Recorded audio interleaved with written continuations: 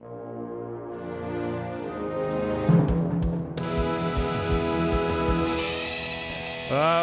good morning. Oh, man. It is Jared Ice and Michael Pegger here with Sex, Drugs, and Opera. This is your podcast for September 28th, 2019. Man, doing it in the morning. Season 2, episode 18. How the fuck you doing? It is early. This is not our earliest podcast, but it's definitely up there. It's definitely up there. Not going to stop us, though. No. Not going to stop the energy. It's coming at you, people, today. We're also drinking the biggest beer we've ever drunk right now. Biggest beer we've ever drunk. We said on the last podcast we got a Heineken that one of our sponsors sent us. How big is this thing? 1.5 liters of beer. And we're about to down that shit at 10 o'clock in the morning. Fuck. We're devoted. Speaking of beer. We do this for you guys. Yeah. We get fucked up for you guys. That's true. If you haven't checked out our Power Hour yet, then maybe you consider doing that. You can either play with us or you can play with yourself. But it's all online. SexDrugsAndUp.com/Power Hour. Check it out. Mike, how you doing? Explain what a Power Hour is. I thought we did it on the last podcast. You just take a shot of beer every 60 seconds. Right, and that when you create a Power Hour playlist, then it's a new song each time. And there was never one for opera, and now we've got one for opera for all you opera. And I understand because I would never make a part 2 because it was so fucking difficult. Oh man, seriously, that took way too long. That took months. Fuck YouTube. Fuck you, YouTube. Yeah. Anyway, Boom Boom Room's done. I don't know. We got shit going on. So we got lots of shit going on. We have a room now where if I wanted to just take Jared and murder him, no one could would hear. Ever fucking hear it. Yeah. Ever. You could go bananas in there, dude. BoomBoomRoom.org. All right, dude. Don't go to that website. I don't know what that website is. Don't type Boom Boom Room in on the internet. Go. I want to know. BoomBoomRoom.org. Things are going pretty well at the moment, Mike, but I just can't help but feel that they used to be better. Now you're a segue, son of a bitch, aren't you? I didn't want to give it to you, man. I didn't want you to take it. You don't let me get it. I love it. I just felt like things used to be better, Mike. I felt like there was a golden era of SDAO. You have literally said that to me before. You've said that, and it was recently. Like when we were in the middle of doing a bunch of good shit. You're like, well, I really feel like we used to be much more involved in SDAO. And I was offended because I'm like, we have not spent more time ever. I know. On SDAO. Mike and I are getting a bit bickery with each other. We're spending a lot of time together, so it's getting real. It's getting real coupley. Today came in. Mike, you installed that light in the Boom Boom Room, and you left wires everywhere. Wires, Mike. And what Mike does is he'll just say, "No, I didn't." And it's like, do you hear? We're doing this on air for everybody right now. We're bitching with each other. We can move on. Like I'm going to take evidence. Like I'm going to take proof. Dude, you know? seriously, I miss the golden age of Jared Ice not being a fucking dickhead. Yeah, I miss that too. Those days are gone, though. Those days are behind us. Gone forever, baby. Nah, but in the world you have this is our topic today. Yeah, this is our topic today. This golden age era, which of course is actually in psychological terms called declinism, which is a tale as old as time, right? It goes back to, I mean, it's for real as old as time. The Romans had it was called Memoria Praeteritorum Bonorum. Bonorum, baby. Bonorum. Yeah, dude. I mean, there was golden age this, golden age that. All these old philosophers. There's always all this, and it's actually a very natural part of human evolution. Yep. There's lots of reasons for this, and declinism, basically, I would define as people tend to generally have a sense that the world, their country, their city is getting worse. Yeah.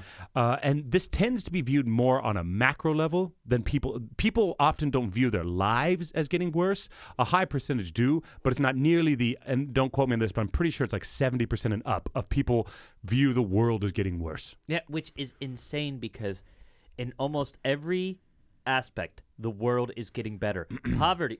Let's just talk generally now.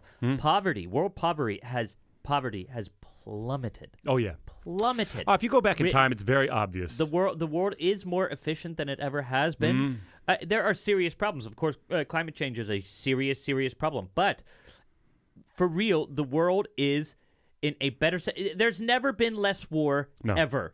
No, you go back in time, you hit things like 9/11, then you get into the Cold War, Vietnam War, then you go back to the like world wars and stuff. You start to lose antibiotics, you start to lose vaccinations and all this shit. It's like you start to lose racial rights, gay rights, women's rights. You start to lose all this stuff. Of course, it's very you can tangibly see that going back in time is obviously worse. Yet everybody still seems to have the feeling that the world is getting worse, which is a strange thing because with declinism, what you're basically doing is you're trying to kind of live in the past, present, and future at the same time. Mm-hmm. You're taking your past experiences, you're weighing them against what's currently happening in the present, and then you're trying to predict the future, which is a very high level of thinking to be able to do this. Well, there's also this. There's the syndrome of. You call it a syndrome. I'm not a fucking scientist, but this is. I'm using the word syndrome. So if someone wants to get on me about it, come at me. Come at me, bro. Come at me, fuck. Can I pop open this Heineken? Pop open that Heineken. Okay. It's like a wine bottle. It's sort of a natural tendency because I think we've talked about this before. Point that cork away from the fucking light, dude. We can't afford to have a new fucking light. There's this natural tendency to view the past as being somehow idealized. Yeah. Partly because, and again, I think we've mentioned this in another podcast. This is one theory as to why also your life seems to get progressively faster. Time seems to get faster. Right. When you're 1 year old, that 1 year has been 100% of your life. And when you're 2 years old, that new year has been 50% of your life. Right. And then it goes down it goes down basically exponentially as you, or not exponentially, but each year is then a smaller percentage of your life, even though a year is still a year. And it feels faster. Which that means that each year when you were young constituted to your life a larger portion of your life. And your brain is more active in those times. Well, and to relate that to kind of our conversation about declinism, we're of course talking about this in terms of music and opera, right? Yeah. But we're talking about it more generally. But to relate to what you just said to people's experience with singers is if you start singing at the age of when did you start looking up recordings of singers?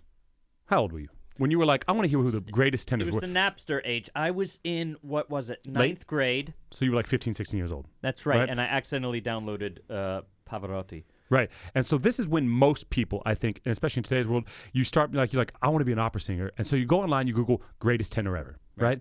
Now you're going to hear Corelli. You're going to hear an old school recording of Corelli or Leonard Warren or whatever, right? And it's going to be the first fucking baritone you've ever heard, right? And you're going to have such an emotional impact to that you will never be able to match that. It's like drugs, you know what I mean? It's like the first time you've done it, you have nothing else to compare it to. But now after you see Leonard Warren and you see George London, 100 baritones later, you're looking at today's baritones, you're never going to be able to match the emotional impact that first thing did. Seriously, dude. That's how memory works. The first time I had crack, I was like, this is the shit, dude. Yeah. And I will never, nothing else compares to it now. I just got to have my crack. No, but it's true, dude. It's true with the first time you kiss somebody, the first time you fall in love and stuff. First time experience is way heavier. And when you look at the past and because they're novel experiences. And with novel experiences, especially pleasurable ones, your brain is creating neural pathways like crazy. It duplicates memories. Which does not happen in the same way for negative memories. No. When your brain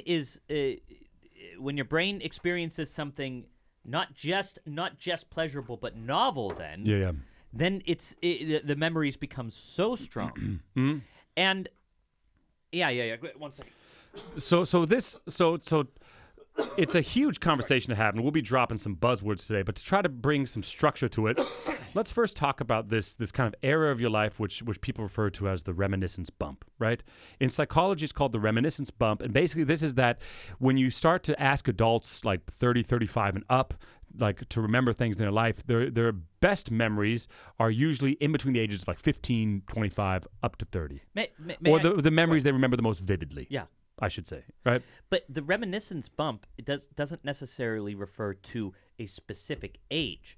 it's not. That's not what. That's the term is meant to basically apply to exactly what I just said. Whenever you create novel or new experiences and pleasurable ones, you have something called a reminiscence bump. Yeah, but actually, if you that age, you are experiencing the most new things, the most new experiences. Yeah, but in psychology, when they ask people 35, 40, 45, 50 and up to remember things, there is an actual graph that you plot, and their most vivid memories, the things they remember the most, their best memories, their most pleasurable memories, the ones they enjoy the most are on a bell curve between the ages of 15, 25, and 30. No, what I mean is that on a micro scale, the reminiscence bump can basically be applied to, how I understand it, can be applied to any novel experience where you have an increase in the neural pathways that are created by a memory.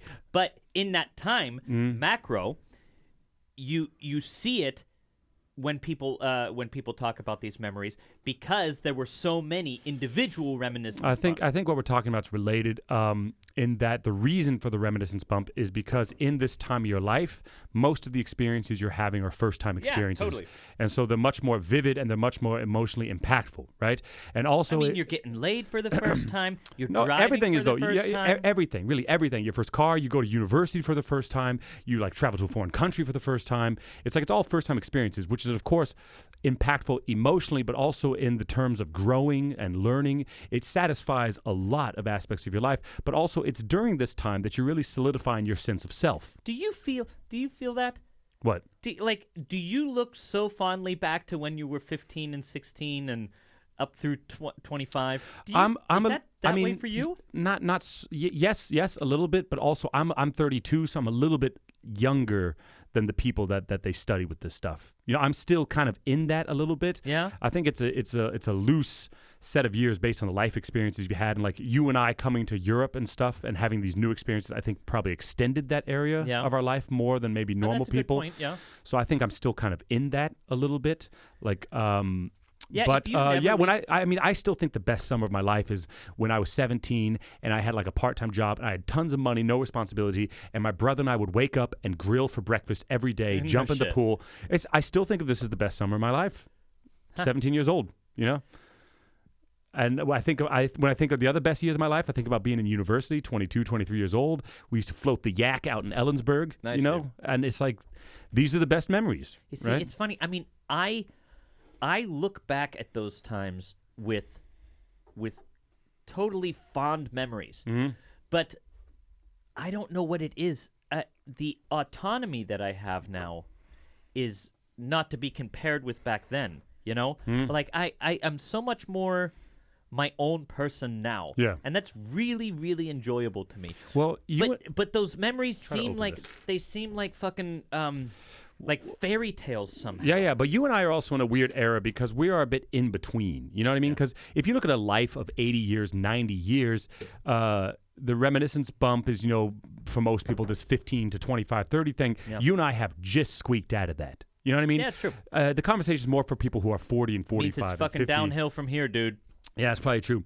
But this building your sense of self is also an important thing to think about because you build your sense of self based on the world that's around you. Yeah. And so you're going to try to achieve a point of equilibrium at some point where you're like, okay, this is the morality of the world. This is the standard of the art world. You can compare it to anything. And you're going to be like, this is who I am within that.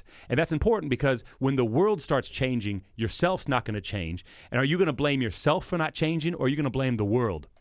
You can blame the fucking world, right? Yeah, absolutely. Most people are going to blame the world instead of looking at themselves.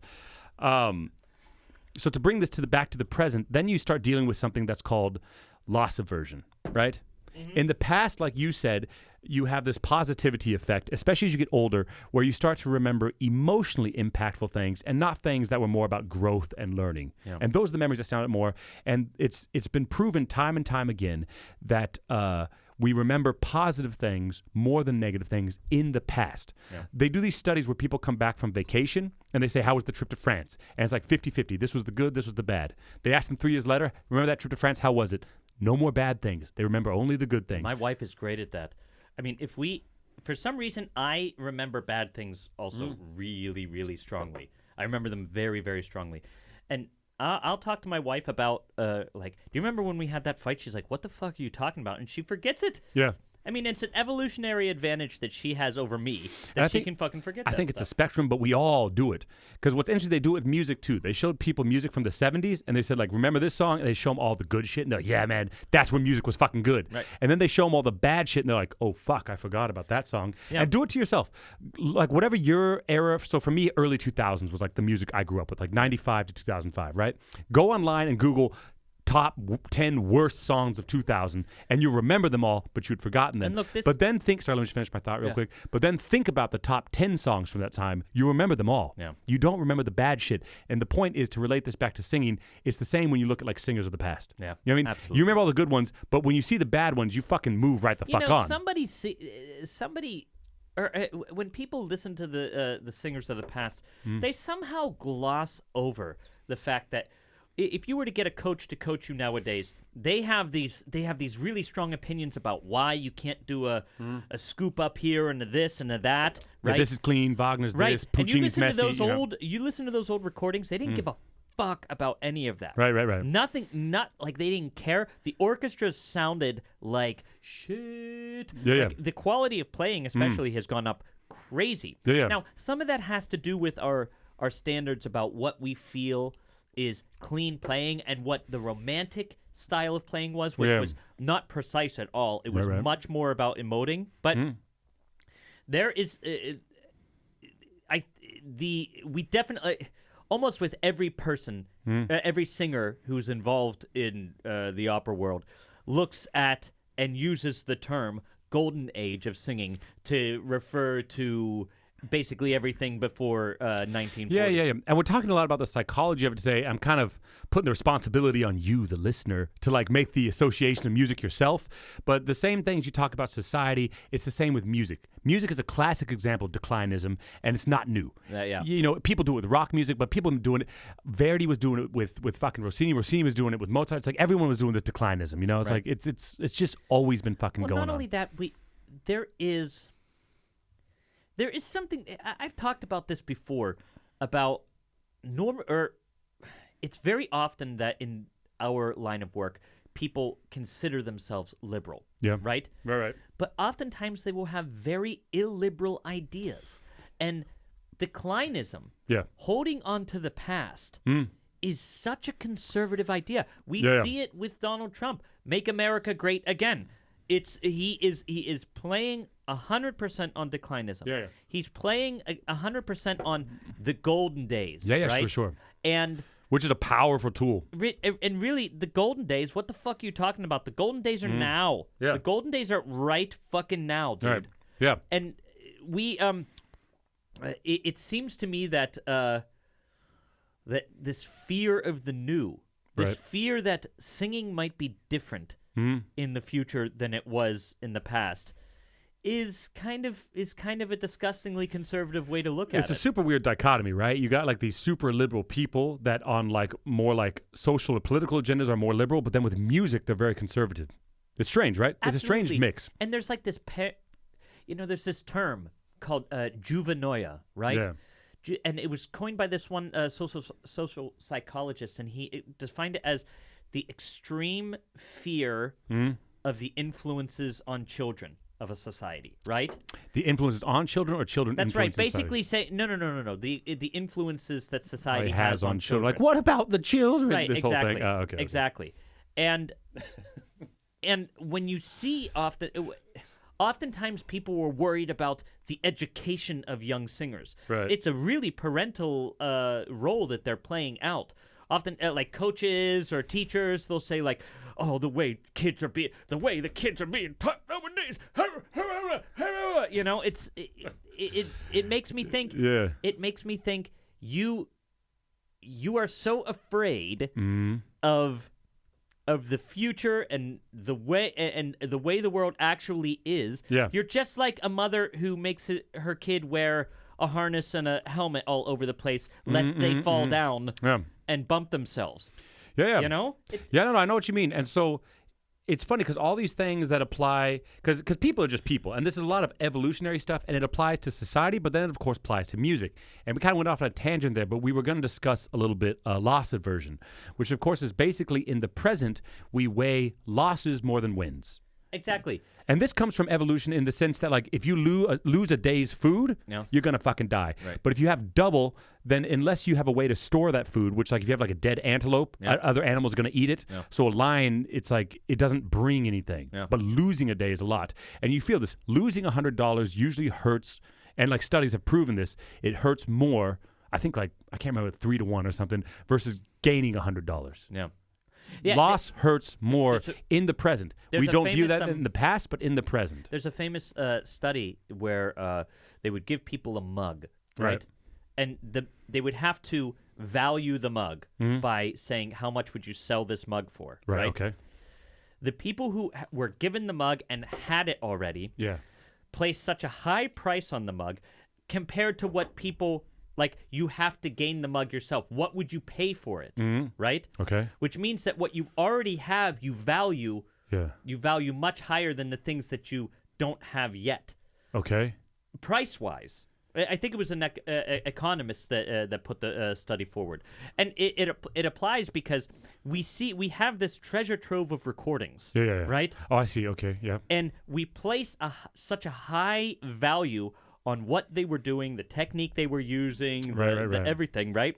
That we're afraid to apply something new to it because we place less value on the new than we do the old. Yeah, this kind of taps into loss aversion because if you think about it, like in today's world outside of music, during this time, like the reminiscence month where you're like 15 to 25 and you're making your sense of self, you're also kind of like solidifying your skills. So let's take socialization as an example. How you socialize with people, how you meet people.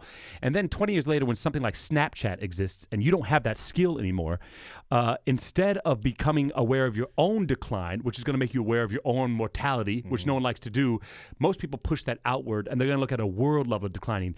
Kids don't look at each other anymore. They don't look each other in the eye. They just use this fucking Snapchat stuff. But it's actually your skills are no longer relevant. And that's what you're sensing. I remember. And in music, it's the same way. If you have this stock thing that you learned in your 20s, and then it no longer applies at a later point in your life, then that's the correlation I'm drawing. Well, not to cut you off.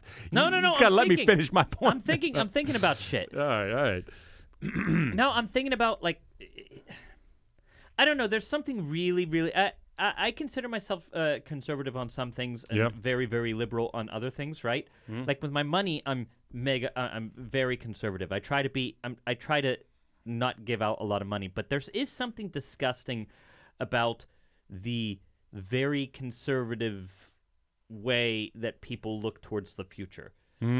There's something disgusting to me about that. In regards to what? In regards to anything. Okay. Fear of the future, fear of something new. It leads to just so many bad things. And I think to myself, these people who are so afraid of what the future holds for opera and them just wanting to hold on to the past, I think to myself, get the fuck out of making music. Yeah. Get the fuck out of making music. Well, make something new. Yeah, and do something. And we've said it all the time. We said it in the bigotry episode, but also I think in the Wagner Verdi one we talked about, where it's like, it's so hard in your era to see if you're the one holding back progress or not. You know what I mean? So like music is a good example, but let's take a look at society. Like during the Prohibition, beer and alcohol was like fucking wrong. You know what I mean? It was really fucking wrong. The government deemed it wrong, but now it's fucking fine. What the government says it has nothing to fucking do with it. Yeah, but just as an example. So I'm just saying that, like, look at today's world. And because what I'm saying is things in the past, what's a better example? Things in the past that were, like, okay become wrong in the future. Yeah. So like a while ago, you know, women don't talk in church. Right? Like gay people can't get married. This was sociologically on a society thing. This was kind of like an accepted idea, right? Which then later became like, no, that's wrong. We're progressing, well, look, right? And so what I'm saying is like in today's world, look at today's world. What do we all think is okay that in 20 years won't be? Well, we all think cocaine's wrong. Maybe in 20 fucking years it'll be totally okay and you'll buy it at a fucking supermarket. Yeah, look, I mean, you know what I mean? One of the problems with that is anytime somebody buys into some kind of dogmatism. Yeah. Right? If you buy into any kind of dogma, what that means is that there are basically sacred texts that say you can do this, cannot do this, and why can't you challenge them? Because they are revealed truth from fucking God or something, right? Mm-hmm. That people who are against... This is an uncomfortable thing for Christians to recognize, but whenever there is... especially Christians who are for gay marriage, they don't like to recognize that in that book, there's a direct prohibition of it. There are direct prohibitions of plenty of things in the Bible, and if you're buying into dogmatism, you have to then fight against. You have to somehow justify other. But it is that text that is holding you back. And you know, we in the classical world have our own sacred texts. How many fucking times have you heard people refer to old singing treatises or something as if they hold some sort of holy truth, as if you finally found the Ark of the Covenant and you can open it up and everybody's face melts off like in Indiana Jones. It's just anytime you're sitting there and you fucking say, well, it doesn't say that here, who fucking cares? Make an argument. Dude, I love saying that shit to people. I don't care. Look, they quote some book and I'm like, I don't care about that. I mean, it's just, that's not an argument. What, that book says that? That's not an argument. Well, then I think that naturally moves us along to kind of so we've talked about all these things, but what this results in is then I think something confirmation bias.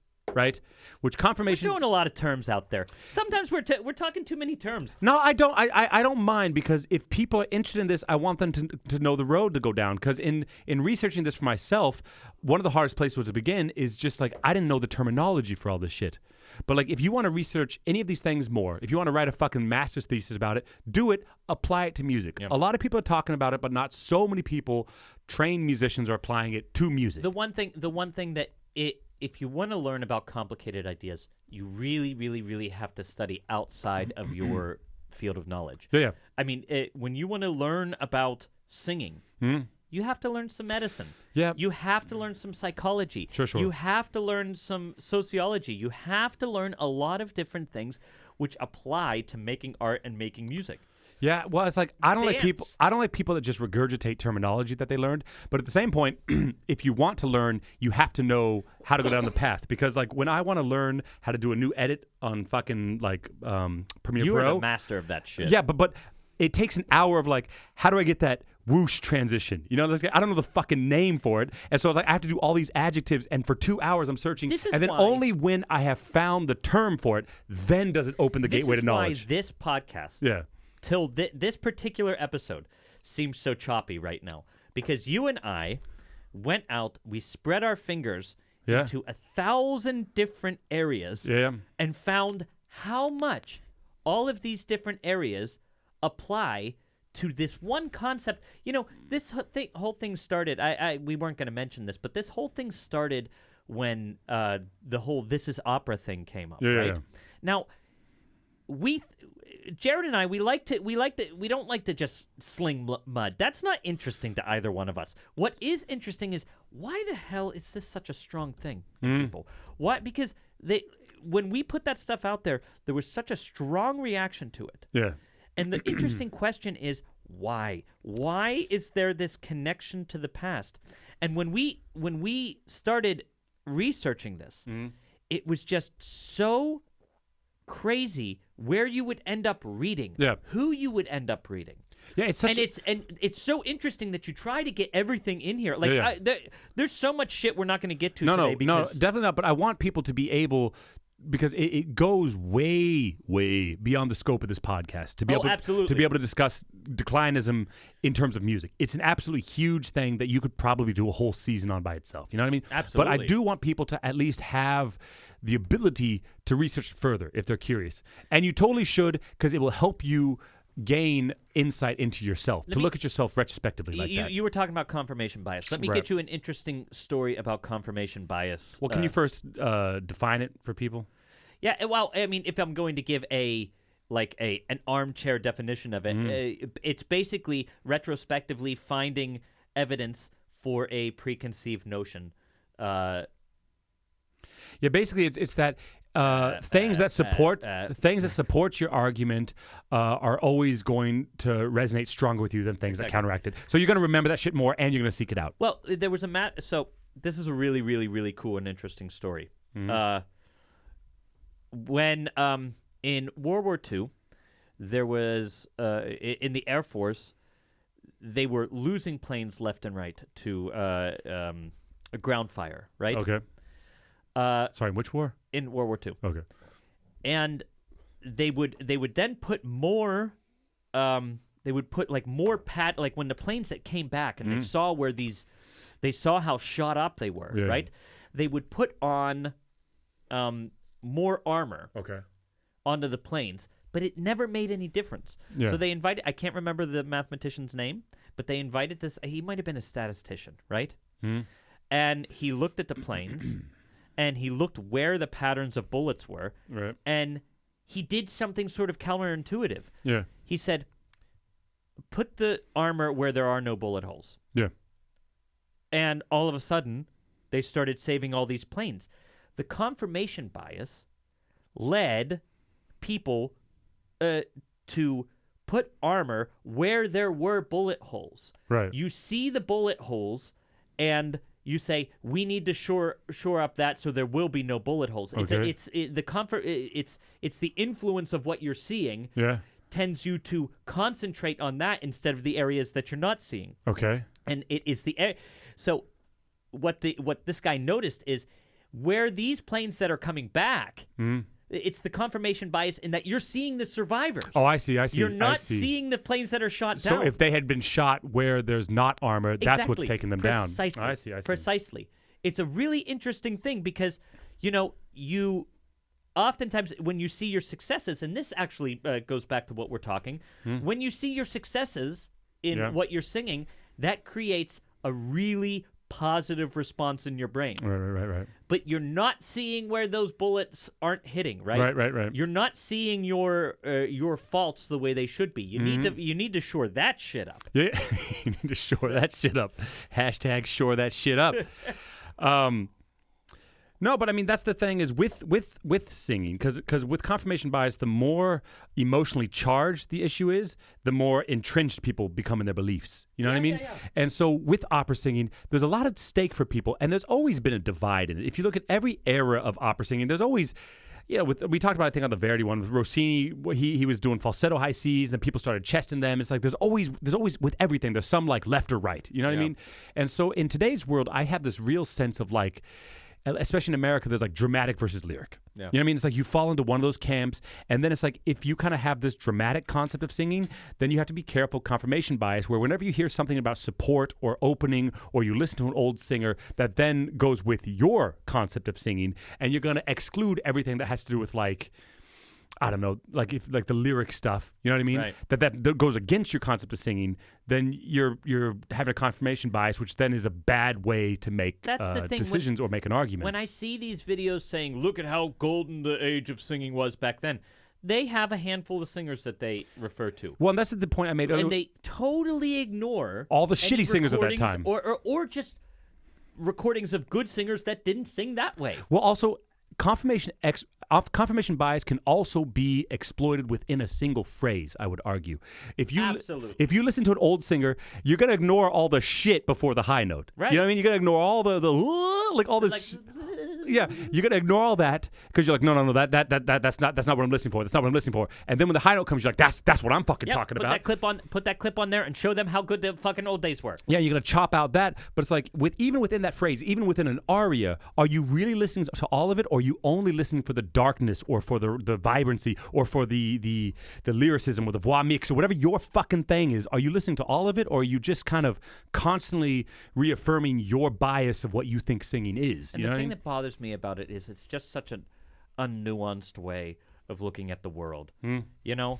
And by the way, do they really, really think you know, people do it with like medicine and art and everything also. They tend to think that there is like the ancient people somehow figured something out that oh my God, if we, like, they were so fucking advanced and now it's gone and we don't know anything about it, Well, it gives you something to look at instead of staring into the abyss, but you should like fucking staring into the abyss because it's limitless. That's a beautiful thing. You know what, the back, you're fucking anchored to something. Yeah, I got some gems sometimes. Who doesn't like looking out into the ocean where you can't see anything? Yeah.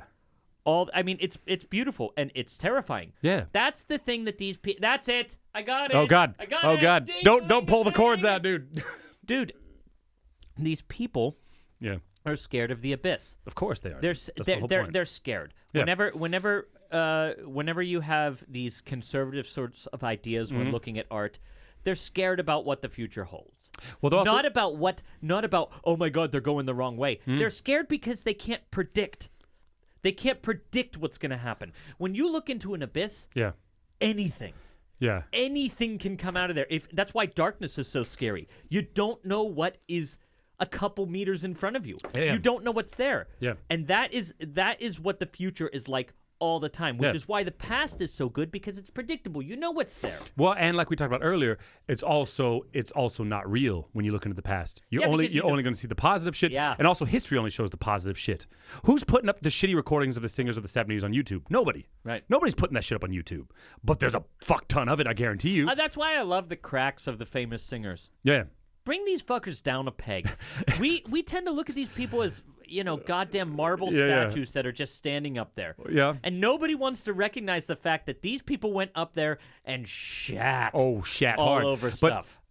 Two things Also, Two things I want to say is, one, also it's this kind of thing where, like, looking into the abyss. Also, I think if you have some unattainable standard that nobody can obtain, then it also kind of stops you from being aware of your own mortality in terms of a singer. Like, if George London is unachievable for anybody, then you don't fucking suck for not having achieved it, because it's impossible. You know what I mean? But that's the thing that's interesting. I think that when you set a standard, you're not being artistically courageous sometimes. Okay, let me define that better, because it might sound weird at first. Yeah.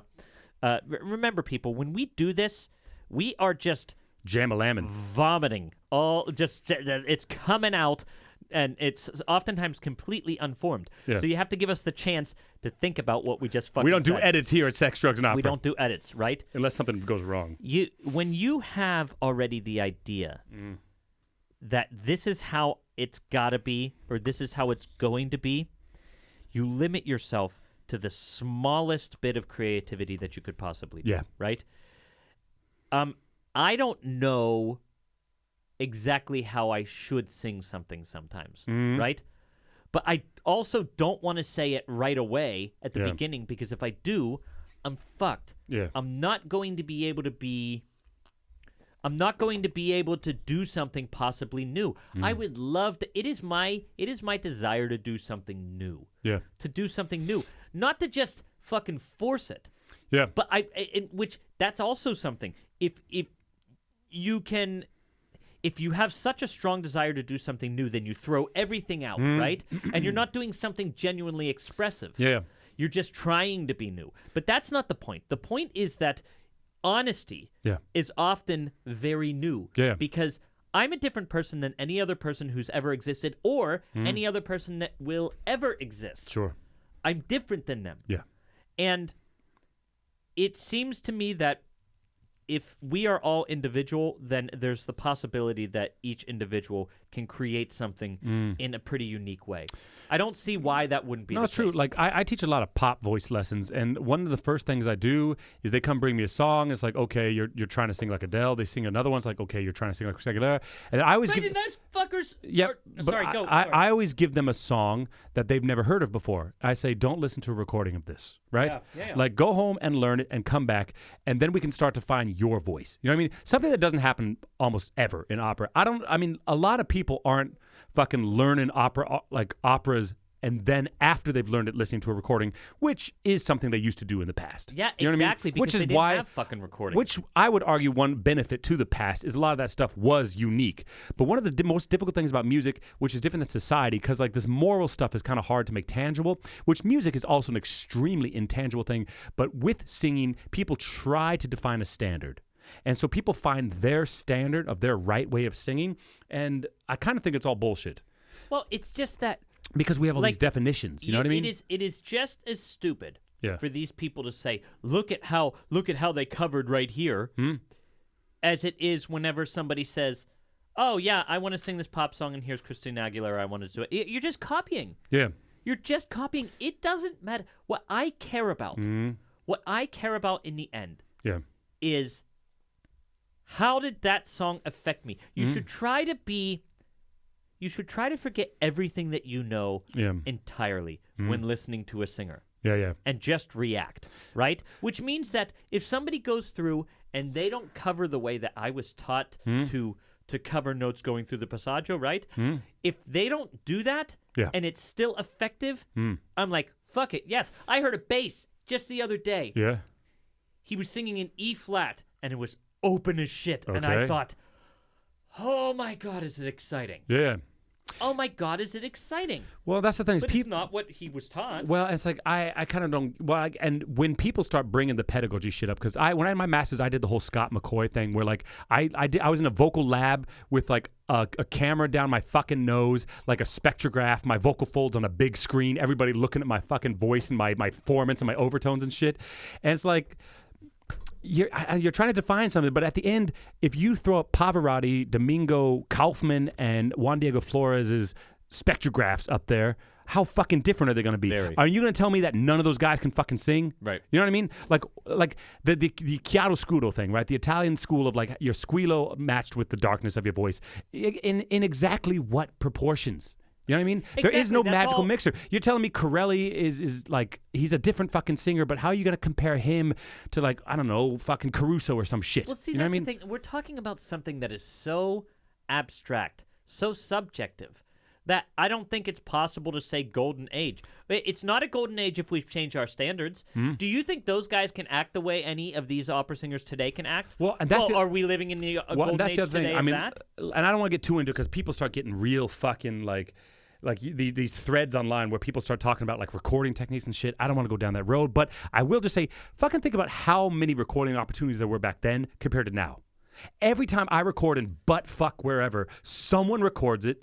And it exists, a recording. Every single thing I sing is recorded now, no matter how small the fucking gig. You know what I mean? So that it's just like there is a wealth of fucking shit of Jonas Kaufman versus a very select few of these older people. Right. You know what I mean? It's just like there are so many singers now that we have access to, and back then we only had access to the greatest because recordings was fucking difficult. Yeah, but my point was something different than that. My point is, you define the golden age based on certain parameters that are completely subjective. Okay. What are your tastes? Yeah. Right? If your tastes are that, then you're living in the golden age back then. If your tastes are something different, that wasn't a golden age. But also it seems to me that as long as you're talking about something subjective, then golden age is really a bullshit term. Yeah. Like if we lost all of science right now, if we lost the knowledge of science, and we were just living in some sort of scientific dark age, we could literally say that might be a golden age because it's objective. These measurable things like poverty and blah, blah, blah, blah, blah, blah, right. Which within singing you can measure some things. Like how many black singers were there singing in the 50s versus now? That's right. I would say that now the fact that we have the talent from coming from everywhere, we're living in more of a golden age. Yeah. So, I mean, you got to fucking watch yourself when you... You talk about that age being fucking perfect because it's like Babe Ruth was great, but who was allowed to play baseball? You know? Oh shit, I'm peeking over here, dude. That's a really really good point. You know, because we don't get into race so much here because really, again, the standard on which we judge something is good or bad, not black or white or anything like that. Right. What we want is everybody to be able to do it so that we can get everybody's talent. Yeah. I don't want to discriminate between people's talent. I just want the talent. Yeah. I just want the best black singers, the best Asian singers, the best white singers, everybody to be able to come and do it. And the fact that we have, and that's straight economics, people. Yeah. Look, when everybody's able to be in the game, the economy is better. Yeah. And when everybody's able to be in the vocal game, the economy of opera is better. True. Back then, it was smaller. I don't want to fucking hear it. Yeah. Yeah, there were fewer ideas to be had. Yeah. I mean, but actually, the one thing I will give them is that the different schools of singing were so much clearer. When you listen to the old recordings, the schools of singing were so much clearer. If you listen to a French guy, he was not to be confused with a German singer or an Italian singer, right? But that's the world we live in, so don't fucking fight it. Yeah. I mean, culture was also different. Culture was different. Everything was fucking different. It's just such a boring conversation to have, saying like, well, these kids nowadays aren't singing. Yeah. I mean, and so, I mean, I've pretty much talked this out as much as I want to, but like, to give a summary of what we talked about today is I found the psychological stuff interesting. Yeah, absolutely. Look at yourself and try to be unbiased when retrospectively looking at yourself. But it's like the fact that positive memory is always going to be stronger in the past. The first time you see something will always like have a stronger emotional effect than the 50th baritone you've fucking seen. I have to struggle. Okay, you came up with that. That's all, folks. When you said that earlier, I wanted to say this. When I was growing up, I was very into orchestral music, right? Okay. And I noticed pretty early on that when I would listen to a new recording after the first one, that I didn't like it as much. Yeah. Right? Yeah, sure. That is something that I've had to learn to fight against. Oh, yeah. Whenever I hear somebody do a phrase and it's not the way I do it, I go, ma! Yeah. And then I stop myself and say, well, fuck you, Mike. Yeah. Well, fuck you. I mean, maybe, why don't you open your ears a little bit and listen to it? Actually listen to it. But also, I did mean this thing I said earlier where, like, I think people do have the tendency where, like, if George London is unattainable, then you can listen to that comfortably. The guy's dead. But if someone your age is singing your shit better than you at fucking Royal whatever fuck house, right. It's like you're going to have a harder time jamming on that because you're like, yeah, man, this guy's fucking nailing me. He's out there right now. Right. I think there is a bit of that stops people. That stops people from being able to accept the fact that, like, this is as fucking good. Yeah. You know what I mean? And you're just never going to be that good. Just accept it. I don't give a shit, you know? Like, do you fucking care? No, I don't fucking care at all. Again, the point to me is I like the vocal athleticism, but that's not the point in the end. Yeah. If you, again, we've said it how many times? If you were a vocal athlete and you can do cool stuff, that's awesome. Are you making art? Yeah. That's all I care about. Yeah. That's really all I care about. Is it art or fart? All right, look, art or fart? You ready for tips? Yeah, let's tip it up. Tip it. Oh,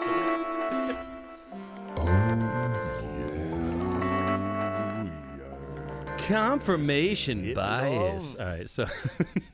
Fucking weird. Oh, God damn. This beer helped the podcast, by the way. This huge fucking champagne bottle of Heineken. Fucking podcast helped this beer helped the podcast. All right. You ready, Mike? Subject, speculation. Dude, SDAO was so much better in the old days. Oh, the heydays? Is that an expression? Heydays, yeah. The high times? High times, heydays. Yeah, I'd say like season 1, 14, we hit our stride, and then we jumped the shark.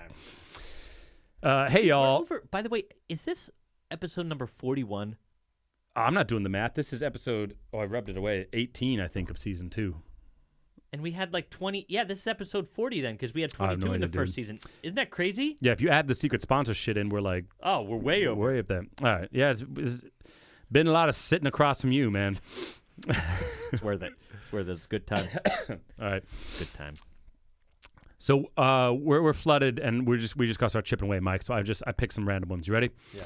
Hey, y'all, what do you think would happen if Don Giovanni met Carmen? I got in an argument. I think the clash of their personalities would be supremely underwhelming, and nothing would really happen.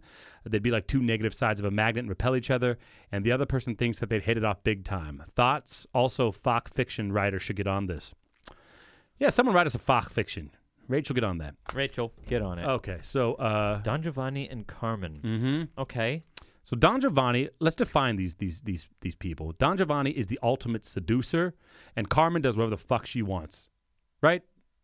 If you had to boil them down to a sentence, isn't that who they are? Who could seduce somebody better? Carmen's not she is a seducer, but she is driven, because Don Giovanni is a collector and driven by the conquest, and I think she's driven by her own desires. That's right. You know what I mean? If she didn't desire you, she'd throw you away. Don Giovanni would fuck you just to get another name. Yeah, he just wants the number. I will say that Carmen also did go for Escamillo pretty quickly, though, and he was a bit of a soft Giovanni. You know what I mean? He came in, bullfights. I'd go for Come on. Yeah. It's a fucking bullfight. Yeah, all right. I'd go for one now. Right now. You know, I feel like what happened, I feel like they would hook up, he would sneak out, and she wouldn't care. Yeah, I kind of agree. There's not too much. Like, if he left, what is she going to do? Fight for him? She's not turning into Don Jose. No. I think they're both hot. They'd want each other. They'd do it. He'd sneak out, and she'd be like, good. Yeah. I think that's how it would go down. Yeah, but would he really be satisfied if there was no... She would fuck with him, though, because she would fuck with him. No. Okay, so it might be a little interesting. Okay. She would do... Don Jose wanted her right away. Yeah. She wanted him. She didn't give it up right away. She played. With him, sure. Which means that she might toy.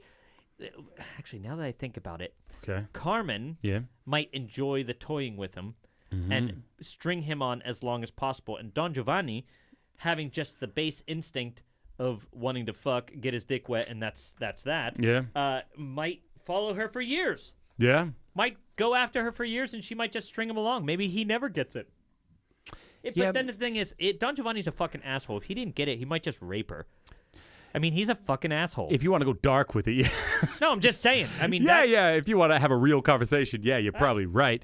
When do we not have real conversations? Yeah. They're both dead, though. I mean, they both die at the end of the opera, so. They both never existed. They're fictional characters. My vote is that they would hook up, he'd sneak out, and then she would just get a coffee. Yeah, sounds good. Sounds good to me. Because I've met both these people in real life, and that's what they did. Sounds good to me. All right, moving on to the next. Thanks for writing in. How much time do we have? We're at 50 minutes, so. Nice. So I like doing these. I like doing. Get on the mic, man. We have a lot, right? Well, we have like 50, but I've only got 4 for today. All right, good. This one, I'm just going to read it. I don't think there's much to say here. So, hey, guys. You see I didn't put any gusto behind that? Hey, guys. I love what you guys do. You both inspire a lot of singers to be great artists and, more importantly, to be artists first. Anyway. That means a lot. Yeah. No, thank you. Thank you when you say that stuff because we get depressed as shit down in this basement. I know. I just read your mind. Don't say anything, Mike. It's just that everything we have in here is black. It's like being in Johnny Cash's house or something. Sound? Like the fucking Man in Black. Yeah. It's like, why does everything have to be black, dude? Because soundproofing equipment's black. I didn't choose that. They don't make fucking pink fucking foam, Something to. I mean, if it weren't black though, it might be a little bit. I don't know. Go ahead, read the fucking thing. I got nothing. Yeah, then it becomes like Elton John's fucking bedroom in here. If we start putting, then it becomes. I don't know. Anyway, I think I might know who that meme was referring to when you were talking about the first Voton last week. Oh, that's right. One of the podcasts we talked about. Holy shit, that's a while back. Yeah. I told you we're backed up. I believe that it was probably referring not to the first Wotan, but to the first Tristan, a man named Ludwig Schnorr von Karlsfeld, who sang the first Tristan when he was 28. He was selected by Wagner to sing the role years in advance, meaning he was probably 25 or 26 when Wagner picked him. He sang the first premiere of the opera, a total of 4 performances, then died suddenly a few weeks later. There is, of course, a myth that the stress of Tristan killed him, but most evidence points to a stroke killing him. Yeah. Anyway, love what you do. Keep fighting the good fight. Thanks, man. I don't know what to say about that. Interesting, yeah. Interesting stuff. I mean, because we talked about it's like we had talked, I think, on one podcast about like people say you can't sing Wagner until you're 45, but you look back and Wagner's having 25-year-olds sing his shit. You know what I mean? But that's because they were living in the golden age, and the golden age of singers. It also killed him. All right, and it also fucking killed him. Right. If I have to die at 28 in the golden age, fuck that. I don't want it. I don't want to be in the golden age. I want as many years on this speck of dust floating through the fucking cosmos as I can possibly get. Yeah. Well, unless I'm old and I got no quality of life, and then I'll take. Nah, but then they're gonna upload you to a computer like Black Mirror, and you'll be fine. Purposely fall down a flight of stairs. I'll be like, freedom, and just start your next life over in the Matrix. Yep. Yeah, man. All right. So, subject: homesickness. Hello. Love the podcast. You guys make me laugh. Sorry, this is sort of long. And you've probably already covered it, so I just spent 2 months doing a YAP in Europe, and I found myself seriously missing the USA. I've been encouraged to stay over here, which I'd like to pursue, but after a few months, I just start to miss the little things about home. How did you guys transition to make Germany your new home, and how long do you think it took you to feel truly comfortable? That's not a long message at all. People write us books, so that was short and sweet. Look, this actually kind of applies to today. You're looking at the past with rose-colored glasses. Yeah. You know? I mean, look to the future. Don't be scared about the future. When you miss shit like that, it's because you're not appreciating what's around you. Yep. Now, don't get me wrong. I don't mean to sound all high and mighty with it because I miss shit about home. Oh, sure, I definitely miss shit about home. All the time. But when I'm home, I miss shit about here.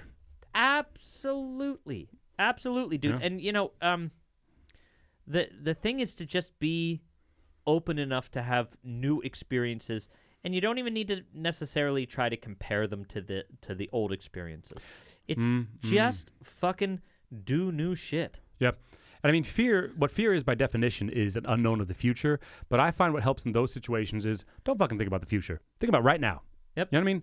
Don't think about like, oh God, if I was in America, I would know how to ask for a bag, but I don't know how to ask for a bag, man. Don't do that shit. Just pull your phone, figure out how to ask for a bag, ask for the fucking bag. Make it through that situation. Make it through that day, that week, that month. People don't look at this big 5-year thing. People don't recognize these tiny situations when they occur, right? Mm-hmm. How exciting is it? How crazy is it that something as simple as asking for a bag is now a fucking production? That is, without trying, one of the most stressful things that you can possibly do, and that's fun. Yeah. Life without stress is nothing. That's a very good point. Is because you asked how long it took, and I would say it took me 3 years until I felt really comfortable here. I found with singers there's a 3-year hump where you either go home or you've figured out what you need to do it. Of course, the language helps, knowing the culture helps, but what helped me make it through, and that's just my opinion, it might be different for you, but what helped me make it through my first couple of years was viewing those experiences as my life is exciting every single day. Well, look, every single day I have to fight and learn and grow, and that kept my dick half-mast enough to make it to the 3-year mark. Well, I'll tell you this. If that's the standard, then I've been here for 10 years, and I predict after 37 I'll be comfortable. Well, you're never comfortable. You're living in America and you're thinking about going to Europe. So that means you're not comfortable there. You're never comfortable anywhere. That's the point. So just fucking do something new. You don't want to be comfortable. You don't want to be. I mean, sometimes you want to be comfortable. When I'm at home and I want a beer, you know, I don't want to have to go somewhere to get my beer. I want it right there. I get it. But have a balance of new experiences in your life and then comfort. Right. You know, have pockets of comfort, but don't fucking live in a bubble of boringness. Yep. Right? Boring. The one thing that you can never be is boring. Boring people suck so much ass. They suck all of the ass, all of the asses in the world. Look, we get lots and lots and lots of messages about people coming to Europe, and my advice is always just fucking do it. You can go home. You're not going to wreck your life. There's no way to have a debt spiral in Germany. Like the banks and shit protect you against that. It's not like there's not the same amount of risk here as there is in the States. You would do it if it didn't work. Fucking go home. But fucking try it. Try it right now. Guy's name Gary V or something. Whom? He's this Instagrammer, but he's an entrepreneur. He's a millionaire entrepreneur. Oh, that guy you send me all the time. That's right. That I send you all the time. I don't know. I know you never look at. And I and what he said is, if you, when you get out of college, take 10 years just to pursue exactly what you want to pursue, and only that 10 years, you will still be young. Yep. By the time you are done. Yeah. And almost nobody does that. Yeah. They just go immediately for this very settled thing. Yeah. Don't rack up debt, but otherwise go fucking nuts. You know? But if you have a good idea, like sometimes I think you and I should just go get a bunch of fucking debt for SDAO because I believe in it. Yeah, I mean, you want to have some proof. Idea. When you start mixing money into then you got risk. You got to think about some other things. But if like going to Europe is way simple. You know, come over here. Like we had those guys that wrote us, and they got this. I can't remember the website, but we said it on the past podcast. But they did like a tour through the summer, and they got like some WorkX fucking website where they were basically trading staying for work. Like, don't pursue singing every day. Come to Europe. Sometimes you just have to work and make money. You know what I mean? But like that's where I'm saying it's like that guy said. If you took 10 years off of singing and you just kind of failed in Europe for 10 years and went back to America, you'd still be better off than having failed. I mean, you got to fail anywhere. You know? I like when if you are saying something and you're clearly not done saying it yet, you'll see me you'll see me go, and then you start talking a little higher and a little faster. Yeah, and I put my hand up to stop you. You put your whole hand up to stop me. But like Jim Carrey, he gave this famous speech at the graduation where he said like he saw his father work as an accountant. You know that speech? He saw his father working as an accountant every single day, and like it killed him. And then his father got fucking fired. And then as a child, Jim Carrey was like, if you can fail at something you hate, then you might as well fail at something you fucking love. That's a you know what I mean? Point. So fail at something you love, and then go fucking fail at something you hate. All right, moving. But you're gonna fail. Yeah, we're all gonna fail. You. Okay. Golden it's just a matter of when you do it. Your golden age is over, right? You were sleeping during your golden age. It happened at 6 a.m. in the morning. All right. Question about opera visitors and audience German. Oh, this one's auf Deutsch, Michael. No way. No. Hey, toller Podcast. Ich höre euch immer gerne zu. Ich wollte mal wissen, wie viel ihr mit Zuschauern zu tun habt. Habt ihr richtige Fans oder so? und bekommt viel. Should I read this whole thing in German or just translate it? Of course you read it in German, but you don't have to do it like such a douchebag. Okay. Und Haben Sie richtige Fans oder so? Gibt es gute und schlechte Zuschauer? Bekommt ihr davon überhaupt viel mit, wie Zuschauer sich vor den Türen oder im Saal verhalten? Danke, dass ihr diesen Podcast macht. Okay. I love that somebody wrote in German. It's great. Yeah, more you Germies write us in. Hey, great podcast. I love listening to you guys. I just wanted to know how much you guys have to do with the audience. Do you guys have proper fans or something? And do you get a lot from the audience? Are there good and bad audience members? And do you even have like really a feeling for how people behave in the foyer or the hall? Yeah. And then thanks for making the podcast. So,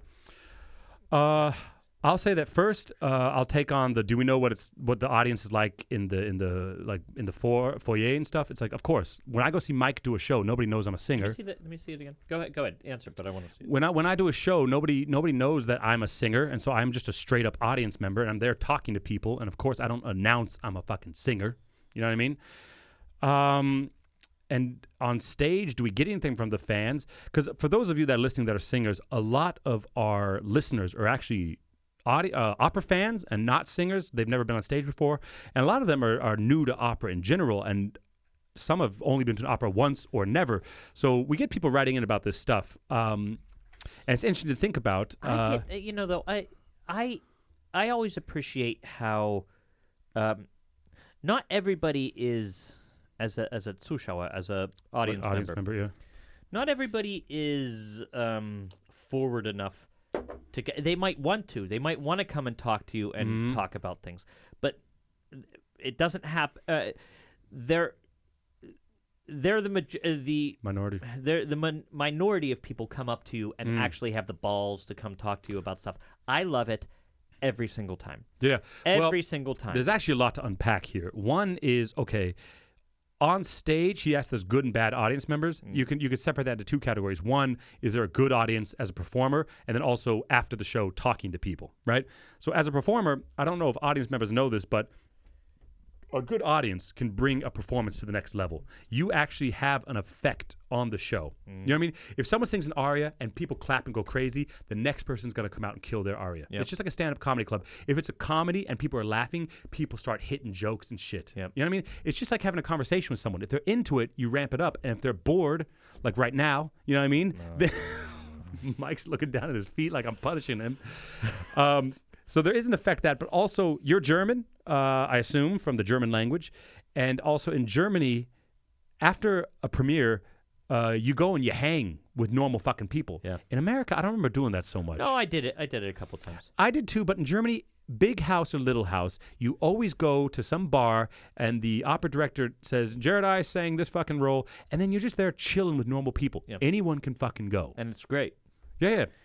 In that, I mean, I feel that a lot of the Zuschauer have pretty cool ideas or pretty cool insights into the thing, and oftentimes they'll know. Well, they definitely know more about the piece than I do. They're watching it, they see it. I mean, I almost never, or if I'm in the production, I never see the whole production because I'm on stage. Yeah, right? That's true. So I remember once they said, "Hey, what was this person thinking when they were singing this?" I'm like, I don't know. I don't know. Who's that? And they're like, how do you not know? You're in the production. I say, well, no, look, I don't want to know. Yeah. I don't want to know what the motivations of another character are because I wouldn't know that as the character that I'm playing. It's not. It would be somehow disingenuous for me to be playing the character on stage and somehow be like this omnipotent person that knows the other people's motivations. Yeah. So, and that's something that I noticed is that a lot of Zuschauer don't understand really how the process works of standing on stage and what it is to act a role. They're very curious about it, and they really like it. Have you gotten fan mail before? Yeah, I've gotten a whole spectrum of fan mail. A whole spectrum of fan mail. Man, ever since you got on Berry Hunks, you've been getting... Oh, that opens the doors, my man. To the door to the fucking the upside down. I got, after a Meistersinger, I got a really, really, really nice fan letter. Oh, that's a nice one from sometimes. the guy. And then we talked. I wrote him back a letter. And he then came to see it again, and we saw each other after the show. Okay. And it was really nice. He was a really, really nice guy. But he then insulted my German, and I was like, fuck this.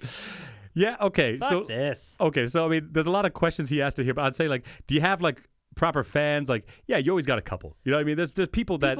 People have written and people have come, like, to shows and stuff, like, to see you. But if you are an audience member and you're somewhere, go talk to the singer. You know, and if that singer's a dick, it's because he's a fucking dick. But it's totally your right as an audience member. If you're in the bar, go up and talk to the singer and ask your questions. Never forget. I hope that this podcast has made it clear. Well, okay, I'll say this with a caveat. Opera singers are normal people. They're absolutely normal people. At least Jared and I are normal people. We're both opera singers. But a lot of them are normal people. Caveat time. Yeah. At public events like this, there are so many opera singers who have just a persona, massive sticks up their ass, and have this persona. Yeah. They have their opera singer persona, and they're going to talk to you, and you will talk to them, and in the first minute, you will know where they've sung in the past 3 years. Yep. You'll know what people they've studied with, what famous people they've worked with, and you'll know it like that. Yeah. And it drives me fucking You know what's nuts. a trippy experience is when you go, like, if I go to see one of your shows and, like, the guest they had or something was really good, I'll be like, hey, man, I really liked your performance. But he doesn't know I'm a singer, and so he's treating me like an audience member, and it's always a weird fucking vibe. And then I see him again, like, backstage at the after party, and he finds out I'm a singer, and then he's a totally different fucking person. Yep. And I never understood that. Because if you came up to me at a show and you were like, hey, man, good job, I'd be like, thanks, what'd you like? Like, I would treat you, like, I don't give a shit if you're a singer, right? I would treat you like anybody else. Yeah. You know what I mean? Look, but when people up it.